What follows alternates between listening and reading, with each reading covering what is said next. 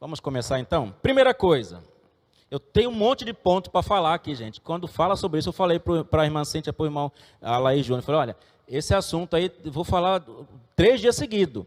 Eu gosto de falar sobre isso, eu anotei um monte de coisa. Se não der para falar hoje, o restante, quem sabe, surge uma próxima oportunidade. Mas a primeira coisa que eu quero destacar aqui, nossos filhos precisam ver em nós o exemplo. Nossos filhos precisam ver em nós o exemplo. A melhor maneira que nós temos de ensinar é através do exemplo. Tenha certeza que não tem gritaria, palmada, chinelada que valha mais do que o seu exemplo. Não adianta você ensinar para o seu filho, não minta. E aí você atende o telefone nessa história velha, seu marido está do seu lado, ele fala, eu não quero falar com esse irmão. Aí você fala assim, não, meu marido não está, meu marido saiu. Aí a criança está do lado. E aí depois você fala para o seu filho assim, não minta. Ele deve ficar assim, mas que mulher encrenqueira. Só ela que pode mentir? Você então está com a latinha de cerveja, como eu já cansei de ver, e fala para o seu filho assim, não bebe, mas está com a latinha na mão. Você grita com a sua esposa, grita com todo mundo, e depois fala para o seu filho assim, você tem que ser bem educado, não grite com os outros. Então a gente ensina com o exemplo, a gente não ensina batendo, colocando de castigo, gritando com a criança. A gente ensina com o exemplo. Uma fruta não cai longe do pé.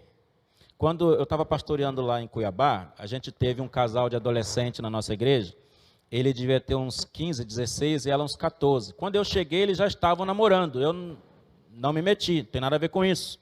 Estava com o consentimento do pai, dos pais da moça e do rapaz. Passou um tempo, aquela moça engravida.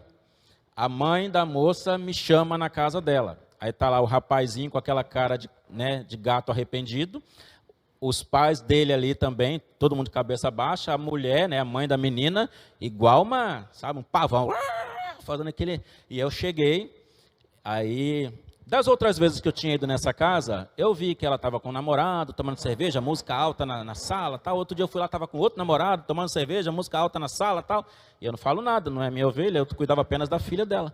Aí eu cheguei lá e ela falou assim, pastor, porque eu pensei que na igreja vocês ensinavam que não pode fazer essas coisas. Olha como é que está a minha filha, e não sei o quê. E eu quieto, irmãos, eu sou muito calmo, sabe? Eu quieto, ouvindo. Aí depois eu falei para ela assim, depois que ela terminou de fazer todo o espetáculo, eu falei, olha, eu aprendi uma coisa. Uma fruta nunca cai longe do pé. E lá na nossa igreja a gente ensina, criança, adolescente, jovem, adulto, orientações bíblicas. Mas o caráter de uma pessoa é formado dentro da casa dela. É com os pais que ela aprende o que é o certo e o que é o errado. Na igreja a gente ensina a respeito de Deus, a respeito de Bíblia, a respeito dessas coisas. Também falamos a respeito de não praticar ato sexual fora do casamento, porque isso todo mundo sabe que a Bíblia condena. Mas não adianta, porque dentro de casa, se a gente não tiver a base, não é fora de casa que a gente vai aprender. Foi um silêncio total que dava para ouvir um mosquito passando na sala. Porque essa é a verdade, irmãos. Nós é que temos que instruir os nossos filhos dentro da nossa casa com nossos exemplos. Então nós devemos tomar muito cuidado com a forma como nós falamos uns com os outros dentro de casa. Porque na maioria das vezes, irmãos, nós não estamos os dois errados. Eu falei sobre isso no PG essa semana agora. Nós não estamos os dois errados, marido e mulher. Na maioria das vezes, apenas os dois estão tendo uma visão diferente da mesma situação. Eu citei um exemplo lá, vou tentar lembrar exatamente o mesmo exemplo. Viu, irmão Valdeci? Vamos tentar lembrar. É um sábado, o casal é padrinho de casamento. Olha só. O marido está trabalhando como um doido para poder pagar umas contas que estão atrasadas. Inclusive, a Enel está para cortar a energia. A SEDAI já está para cortar a água. E aí ele está naquela correria para poder levantar o dinheiro para quitar as suas dívidas. Ele chega em casa no sábado por volta de 1, 2 horas da tarde, dá de cara com a sua esposa toda ornada, sabe? Cabelo, unha, maquiagem, beiço colorido e tal, daquele jeito, naquele naipe. Aí ele olha para ela, primeira coisa que ele pergunta, Quanto custou? Ela responde para ele, R$400. O cara quase infarta. Você está louca? Como que você gasta R$400? E ela fala assim, você não me ama. Nós somos padrinhos de casamento hoje, você quer que eu vou lá parecendo uma bruxa?